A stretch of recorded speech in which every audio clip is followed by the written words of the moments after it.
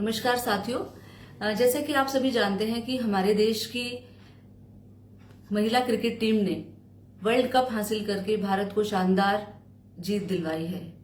आप सभी ने देखा कि जब महिला खिलाड़ी ट्रॉफी ले रहे थे उस समय पर उन सब की आंखों में आंसू थे। असल में उनकी आंखों के ये आंसू उनके इस वर्ल्ड कप तक पहुंचने के दौरान जो उन्होंने अदम्य साहस के साथ जो संघर्ष किया, उस संघर्ष की कहानी को बयां कर रहे थे।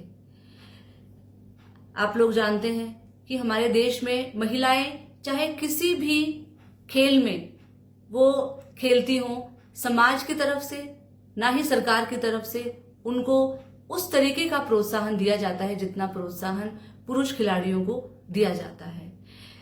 हमारे समाज का ये महिलाओं के प्रति जो नजरिया है, ये इस समाज में व्याप्त पुरुष प्रधान समाज के मानसिकता को दर्शाता है।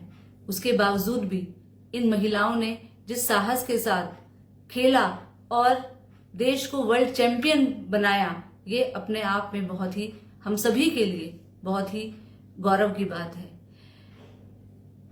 जब हम देख रहे हैं कि सभी महिला खिलाड़ी बहुत ही गरीब और मध्यम वर्गीय परिवारों से आने वाली लड़कियां हैं, एक तरफ पारिवारिक गरीबी, दूसरी तरफ बीसीसीआई का जो रवैया है वो भी बहुत ही भेदभावपूर्ण है।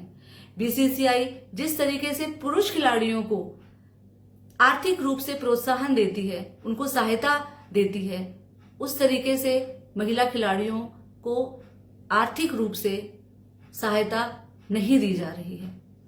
इसके बावजूद भी कड़ी मेहनत करके वो लोग वर्ल्ड चैंपियन तक पहुंच पाई। आज पूरे देश और पूरे विश्व के साथ हमारे देश के प्रधानमंत्री मोदी जी भी उन लोगों को बधाई दे रहे हैं और उन्होंने उनको अपने घर में इनवाइट किया है। ये बहुत ही खुशी की बात है। लेकिन हम उस दिन का भी इंतजार कर रहे हैं जिस दिन आदरणीय मोदी जी हमारे देश की चैंपियन साक्षी मलिक और विनेश फोगाट को भी अपने घर पर इनवाइट करेंगे और उनके आंसुओं के पीछे की कहानी को सुनेंगे और उनको न्याय दिलवाएंगे। आज महिला खिलाड़ियों के इस जीत का श्रेय हमारे देश के प्रधानमंत्री जी लेना चाहते हैं। असल में ना ही तो प्रधानमंत्री जी, ना ही हमारी सरकार और ना ही हमारे प्रशासन का उनकी इस जीत में कोई योगदान रहा है। अगर क्रिकेट खिलाड़ियों की जीत में योगदान रहा है तो उनके भाइयों का, उनके पिताओं का और उनके माताओं का और उनके परिवार के सदस्यों का। एक खिलाड़ी जिसके पिता कारपेंटर हैं, जिनकी एक छोटी सी दुकान है, वो अपनी दुकान को खोलने से पहले सुबह अपनी बेटी को प्रैक्टिस करवाने के लिए लेकर जाते थे।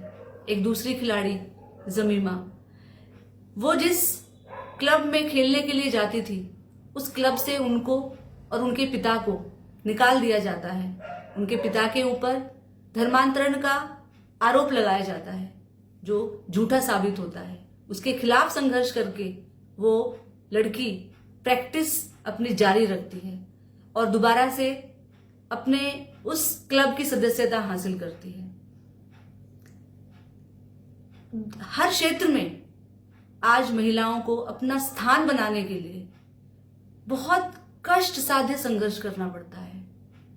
एक तरफ नेशनल क्राइम रिकॉर्ड ब्यूरो के आंकड़े कहते हैं कि एक दिन में 90 महिलाओं के साथ बलात्कार और सामूहिक बलात्कार जैसे घटनाएं घटती हैं।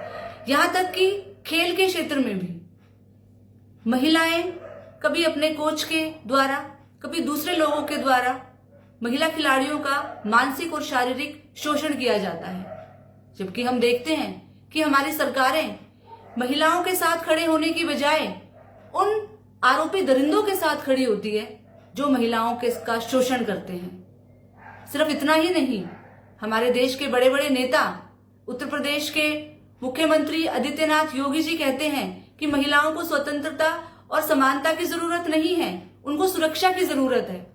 जिस दिन महिलाओं को स्वतंत्रता दे दी गई उस दिन समाज में अराजकता फैल जाएगी।